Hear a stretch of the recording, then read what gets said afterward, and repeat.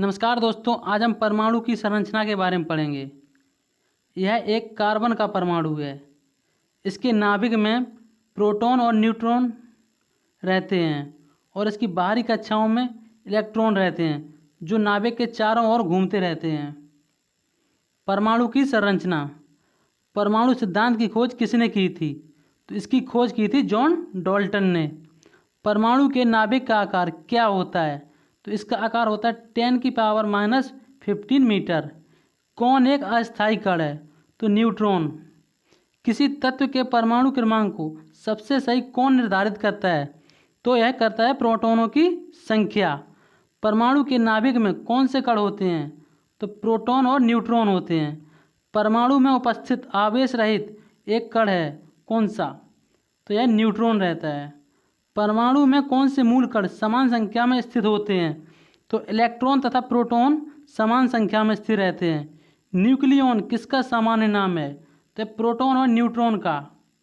एक इलेक्ट्रॉन पर कितना आवेश होता है? तो इसका आवेश होता है 1.6 × 10⁻19 C। पॉजिट्रॉन क्या है? तो यह धनावेशित इलेक्ट्रॉन है। परमाणु विद्युत क्या होते हैं? तो यह उदासीन होते हैं।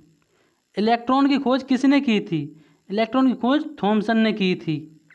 प्रोटॉन की खोज किसने की थी? प्रोटॉन की खोज गोल्डस्टीन ने की थी।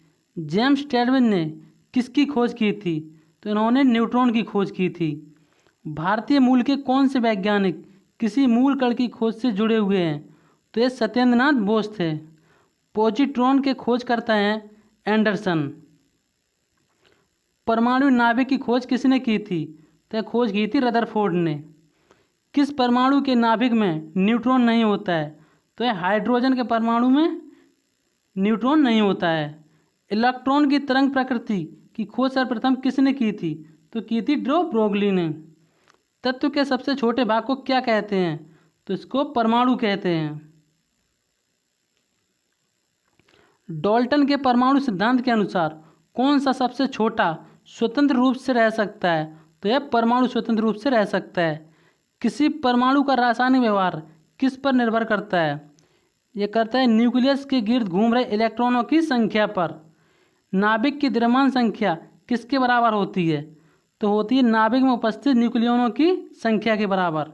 किसी परमाणु के परमाणु द्रव्यमान और द्रव्यमान संख्या के अंतर को क्या कहते हैं? तो कहते हैं द्रव्यमान क्षति। एक ही तत्व के दो समस्थानिकों के विद्युत उदासीन परमाणुओं के लिए कौन सा भिन्न होगा? तो परमाणु द्रव्यमान। किसी परमाणु में परिक्रमण कर रहे किसी इलेक्ट्रॉन की कुल ऊर्जा कैसी होती है? यह सदा धनात्मक होती है। नाभिक के धनावेश होने की खोज किसने की थी? तो इसकी खोज की थी रदरफोर्ड ने। परमाणु भार का अंतर्राष्ट्रीय मानक क्या है? तो इसका मानक है C-12। पॉजिट्रॉन किसका प्रतिकरण है? तो ये इलेक्ट्रॉन का प्रतिकरण है। न्यूक्लियस की द्रव्यमान संख्या तथा उसके परमाणु क्रमांक से क्या संबंध है? यह संबंध है सदा उसके परमाणु क्रमांक से अधिक होती है। आणविक सिद्धांत किसने प्रतिपादित किया? तो यह जॉन डाल्टन ने किया था।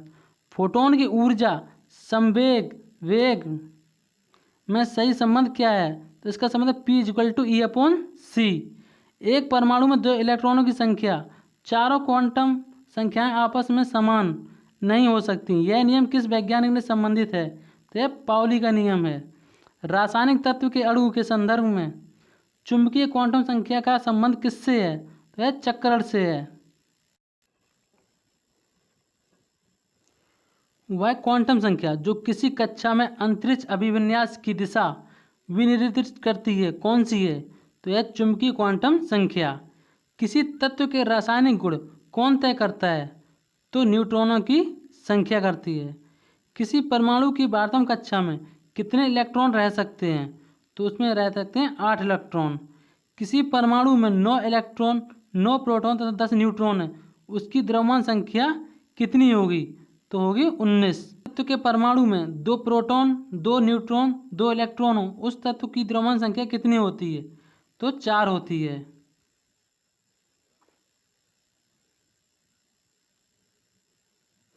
19 की पावर 14 में इलेक्ट्रॉनों की संख्या कितनी होगी? तो 19 होगी। यदि परमाणु की तीसरी कक्षा सबसे बाहरी कक्षा हो तो इसमें इलेक्ट्रॉनों की अधिकतम संख्या कितनी हो सकती है? तो 18 हो सकती है। किसी नाभिक का परमाणु क्रमांक Z है तथा इसकी द्रव्यमान संख्या m है। नाभिक में न्यूट्रॉनों की संख्या कितनी होगी? तो होगी m-z। परमाणु संख्या 17 एवं द्रव्यमान संख्या 35 है कि एक क्लोरीन परमाणु के नाभिक में कितने न्यूट्रॉन होंगे? तो 18 न्यूट्रॉन होंगे। परमाणु क्रमांक 20 वाले परमाणु का इलेक्ट्रॉनिक विन्यास क्या होगा? तो होगा इसका 2882। किसी धातु तत्व का इलेक्ट्रॉनिक समरूपण क्या बताइए? तो इसका होता है 2882। प्रकृति में पाई जाने वाली अक्रिय गैसों की संख्या कितनी है? तो है 6। किसी परमाणु की बारहवीं कक्षा में उपस्थित इलेक्ट्रॉन रासायनिक अभिक्रिया में भाग नहीं ले सकते तो होते हैं अक्रिय गैसें। विद्युत आवेश युक्त परमाणु या परमाणुओं के समूह को क्या कहते हैं? तो आयन कहते हैं। तत्व के परमाणुओं के परस्पर संयोजन करने की क्षमता को क्या कहते हैं? तो कहते हैं संयोजकता। वह विलायक जिसका परावैद्युत स्थिरांक उच्च होता है क्या कहलाते हैं? तो कहलाते हैं ध्रुवीय विलायक। दो तत्वों के बीच इलेक्ट्रॉनों के साझे से बना बंध क्या कहलाता है? तो कहलाता है सहसंयोजक बंध। एक ही परमाणु द्वारा प्रदत्त इलेक्ट्रॉन युग्म के साझे से बने बंध को क्या कहते हैं? तो इसको कहते हैं उपसहसंयोजक बंध। जब कोई इलेक्ट्रॉन उच्च कक्षा से निम्न कक्षा में आता है तो उसकी ऊर्जा का उत्सर्जन होता है। एकदा आयनित कार्बन परमाणु के नाभिक में क्या होता है? तो इसमें होता है 6 प्रोटॉन और 6 न्यूट्रॉन। कौन सा एक परमाणु का भाग नहीं है? तो फोटोन। फोटोन परमाणु का भाग नहीं है। परमाणु की प्रभावी त्रिज्या कितनी होती है? तो होती है 10⁻⁻10 मीटर। सरलावित परमाणु सरलायन में प्रोटॉनों की संख्या इलेक्ट्रॉनों की संख्या की तुलना में कितनी होती है? तो होती है परमाणुओं में इलेक्ट्रॉनों की संख्या से कम। तत्वों की प्रकृति किसके द्वारा ज्ञात की जा सकती है? तो इसकी ज्ञात की जाती है इलेक्ट्रॉनिक विन्यासीकरण के द्वारा। किसके निर्धारण में किसी तत्व की परमाणु संख्या सहायता नहीं करती है? तो नाभिक के विघटन में न्यूट्रॉनों की संख्या। जब दो इलेक्ट्रॉन एक ही कक्षा में होते हैं तो उनमें कैसा चक्रण पाया जाता है? तो विपरीत चक्रण होता है। किसी तत्व के परमाणु की दूसरी कक्षा में इलेक्ट्रॉनों की अधिकतम संख्या कितनी हो सकती है? तो 8 होती है। निश्चित ऊर्जा वाले इलेक्ट्रॉन जिन कक्षाओं में परिभ्रमण करते हैं वह कहलाती है ऊर्जा स्तर। क्या फोटोन को विभाजित किया जा सकता है? नहीं किया जा सकता है। किसी भी परमाणु की बारहवीं कक्षा में उपस्थित इलेक्ट्रॉन क्या कहलाते हैं? तो कहलाते हैं सहसंयोजी इलेक्ट्रॉन। किसी भी परमाणु की भीतरी कक्षाओं में उपस्थित इलेक्ट्रॉन क्या कहलाते हैं? तो कहलाते हैं कोर इलेक्ट्रॉन। इलेक्ट्रॉन की स्थिति तथा उसकी ऊर्जा किसके द्वारा प्राप्त की जाती है? तो क्या प्राप्त की जाती है? क्वांटम संख्या के द्वारा। नाभिक के चारों ओर का वह क्षेत्र जिसमें इलेक्ट्रॉन के पाए जाने की प्रायिकता सबसे अधिक होती है क्या कहलाता है? तो कहलाता है ऑर्बिटल। ऊर्जा की तटस्थ अवस्था में इलेक्ट्रॉन अल्पतम ऊर्जा वाले उपकोष में प्रवेश करते हैं। यह नियम कहलाता है ऑफ-बाउ का नियम। किस सिद्धांत के अनुसार एक कक्ष में अधिकतम 2 इलेक्ट्रॉन रह सकते हैं लेकिन उनकी चक्रण दिशा एक दूसरे के विपरीत होनी चाहिए? तो यह पाउली अपवर्जन का नियम है। किस नियम के अनुसार किसी भी उपकोष में इलेक्ट्रॉन का युग्मन केवल उस समय प्रारंभ होता है जब प्रत्येक कक्ष में पहले एक एक इलेक्ट्रॉन आ जाएं? तो यह हुंड का नियम है। इलेक्ट्रॉन तब तक युग्मित नहीं होते जब तक कि उनके लिए प्राप्त रिक्त कक्षक समाप्त न हो जाए। यह सिद्धांत क्या कहलाता है? तो यह हुंड का नियम कहलाता है। अनिश्चितता के सिद्धांत का प्रतिपादन किसने किया? तो हाइजेनबर्ग ने किया था। इलेक्ट्रॉन जैसे छोटे कणों की स्थिति तथा वेग का युगपत निर्धारण नहीं किया जा सकता। यह कथन किसका था?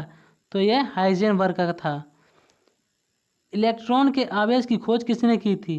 तो की थी मिल्टन ने। वह कण जो न्यूक्लियॉन को बांधे रखने का कार्य करता है यह मेसोन कहलाता है। किसी तत्व की रासायनिक प्रकृति किस पर निर्भर करती है? तो यह संयोजी इलेक्ट्रॉन पर निर्भर करती है। न्यूट्रॉनों के खोजकर्ता कौन है? तो इसके खोजकर्ता हैं पाउली। मेंसोन के खोजकर्ता कौन है? इसके खोजकर्ता हैं युकावा।